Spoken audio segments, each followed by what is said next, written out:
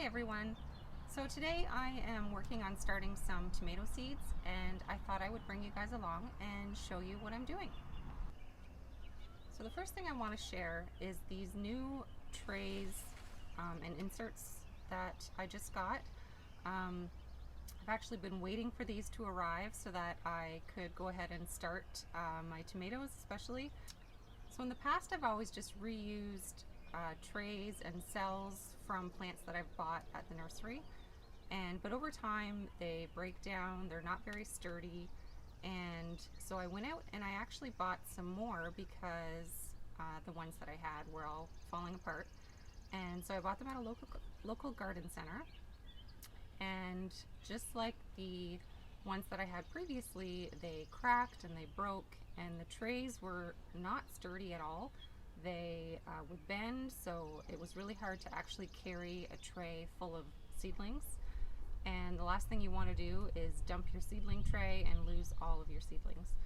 So I broke down and decided to invest in these Bootstrap Farmer trays and inserts. I had seen a lot of people talk about these and rave about how high quality they are, and how just they're sturdy and they're reusable. And that's really what I wanted. I want anything that I invest in for our homestead to last a long time and to not have to be constantly replacing things, because it's a waste of money, it's bad for the environment, it just creates a lot of waste in general. And so I wanted to make a purchase of something that I could just reuse over and over and over again. So I decided to get these, the Bootstrap Farmer ones, because based on all the reviews that I had watched and read, this seems to be kind of the gold standard when it comes to trays and inserts. So I just want to show you what I got. I don't have everything here because some of the things I'm not using today, but I got, I'm excited about these. So these are the 6-cell little inserts, and they're very, very sturdy. They're not like the crinkly ones that you know, are cheap and fall apart and crack and all that. And they've got plenty of room for roots down here. And then they also have these holes in the bottom where you can easily stick your finger in and pop out your seedlings when you're either up potting or planting them into the garden. So I got a stack of those. You can see they come in very pretty colors, which is kind of fun.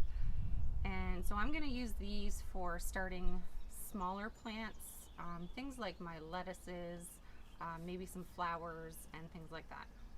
Things that don't need a lot of space to grow before I can transplant them into the garden. So I'll just set those aside, and what I'm going to work on right now is my tomatoes. So with tomatoes, I like to start with a slightly larger pot, because you want to give those roots lots of room to grow. So these are the Bootstrap Farmer 2.5-inch containers, and these are going to have plenty of room for starting my tomatoes. And then they come in these, they have these inserts, if I can get them apart, maybe not.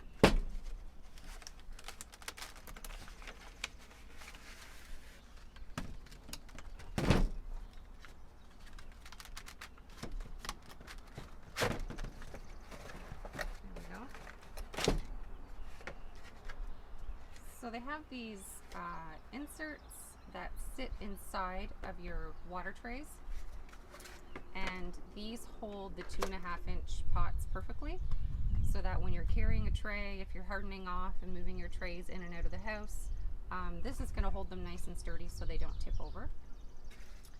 And then of course those will sit inside of one of these trays. These are the 10-20 size trays, and so depending on what size inserts you use, so this is a 32 cell, and this sits right inside the tray. And what I like about this setup is I like to bottom water my seedlings. It helps prevent fungal issues on top of your soil if you bottom water. And these have really nice channels in the bottom for when you're bottom watering. So I'm just going to start by filling up my little pots. I'm just using a basic organic potting soil. I was using a seed starting mix, an organic seed starting mix, but it's just really expensive to buy it that way because the seed starting mix tends to come in really small bags, where the potting soil I can get in much bigger bags. So I prefer to use that. And so I'm just going to kind of fill these most of the way up and then just pat them down a little bit.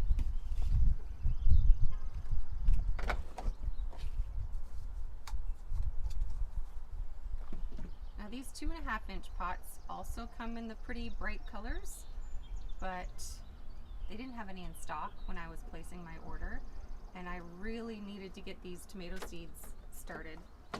So I just went with the black, which of course is totally fine. It's just as functional as the colored ones, and they're actually cheaper. But the color is just fun. I think it adds an extra fun element to seed starting, which can be a bit of a monotonous chore when you're doing a lot. So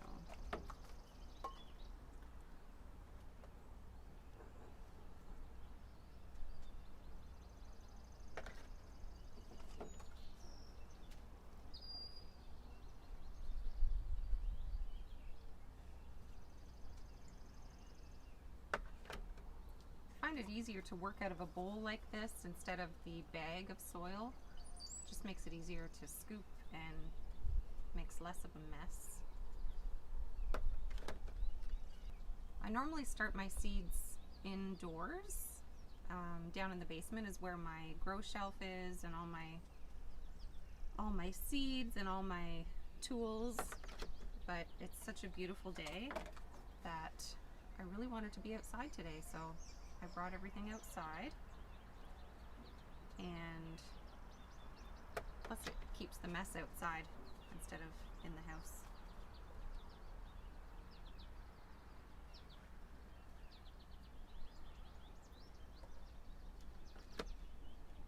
So how I'm planning on doing this is I'm going to sow a different variety of tomato in each one of these pots, and I'm going to sow quite a lot of seeds into each one of these. I actually learned this technique from Roots and Refuge. She has a lot of really great videos about seed starting, and particularly tomatoes. She, if you go to her channel, she has all kinds of great videos, and I learned this method from her because you have to up pot your tomatoes anyway. So by sowing them densely in each pot, then when it's time to up pot them, you separate them all out, and then you just transfer them individually into larger pots. So this way they take up less space, and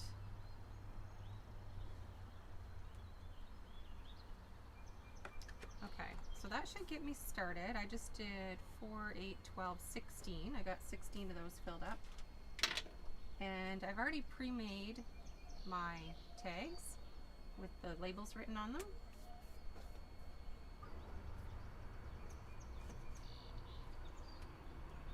So I'm just going to take a tag. This one is pineapple tomatoes. I'm going to put it into the pot before I put my seeds in so I don't risk any mix-ups. And then I'm going to look for my pineapple tomato seeds.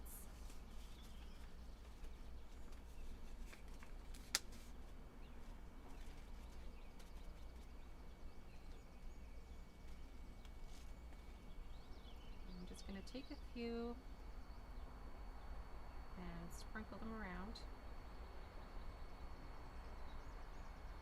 And probably what I'll do, instead of doing this one at a time, I'll probably put my seeds in each one of these and then I'll go through and I'll top them all off with a little more soil. So next I'm going to do purple calabash.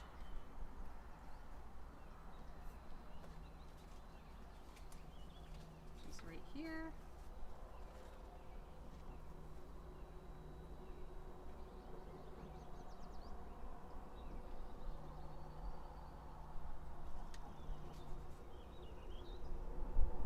Probably sprinkling, if I had to guess, I'd say around 20 seeds per 2.5-inch pot.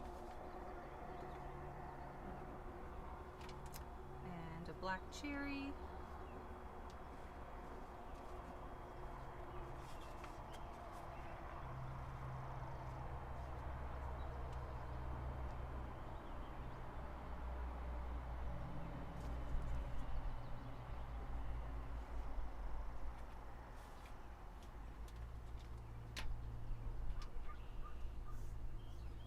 Beefsteak.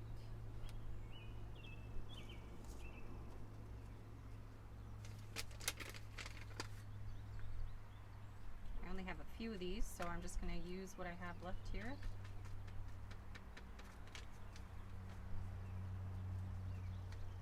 Now some of these seeds are a few years old, so they might not all germinate, which is another reason to sow them this way, because if they don't germinate, it's not a big deal. You've got a whole bunch. And then whatever ones do germinate, I will just separate those ones out and up-pot those ones. Okay, I'm also doing tomatillos, which are not a tomato, but they grow similarly to tomatoes. So I'm going to start these as well, along with my tomato seeds. I don't need a ton of these, so I'm only going to do a few.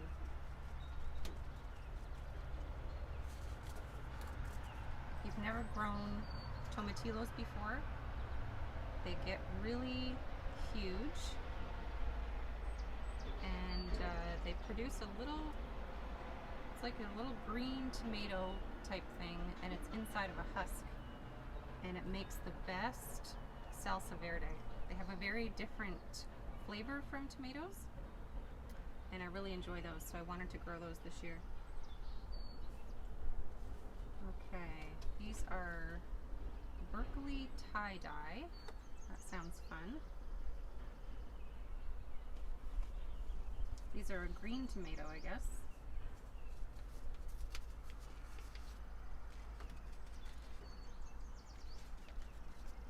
When I buy my seeds, I try to always get heirloom varieties of seeds, and the reason for that is I really want to work on seed saving.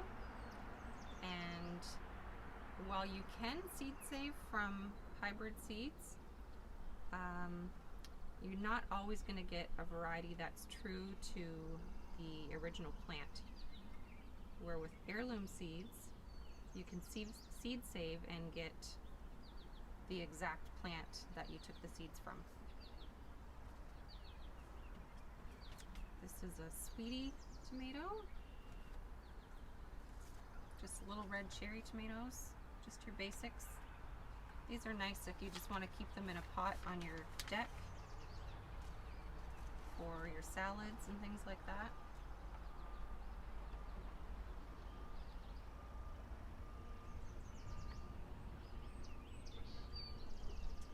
And then the last one is Amish paste.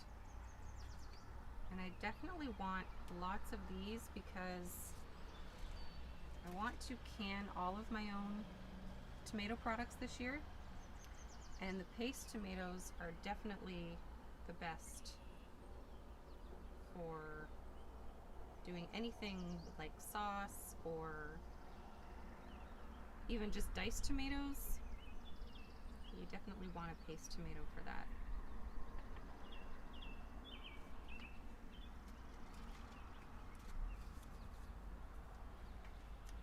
Okay, so that only took up 8 pots, so I still have lots here for some other things I'm going to start today. And I'm just going to take a little bit of soil in my hand and just sprinkle it on top of each of these pots.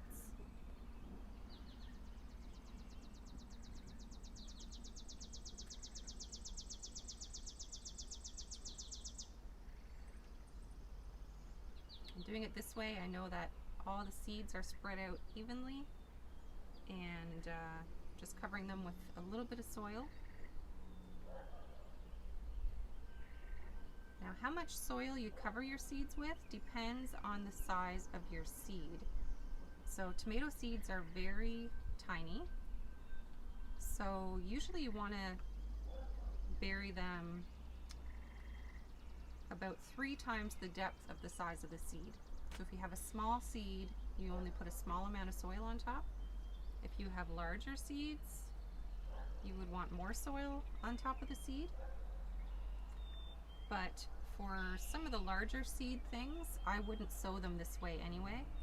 I would just do 1 seed per pot, because a larger seed typically grows a larger plant. And so like a cucumber or something like that, I wouldn't want to have to separate those out. So that's it for starting the tomato seeds, and I'm just going to I'll grab a spray bottle and I'll just spray these from the top to make sure the seeds get nice and wet. And then once they germinate, that's when I switch to the bottom watering, where I just lift up this and I would just water inside the tray. You know, maybe like a 1/2 inch of water or so in the tray, and then the plants will actually absorb that water from their roots instead of watering from the top. So I start with top watering and then I switch to bottom watering. So that's it for tomato starting, and maybe I'll bring you back when I'm ready to do some of my smaller plants in these fun 6 cells. So thanks for watching, and happy gardening.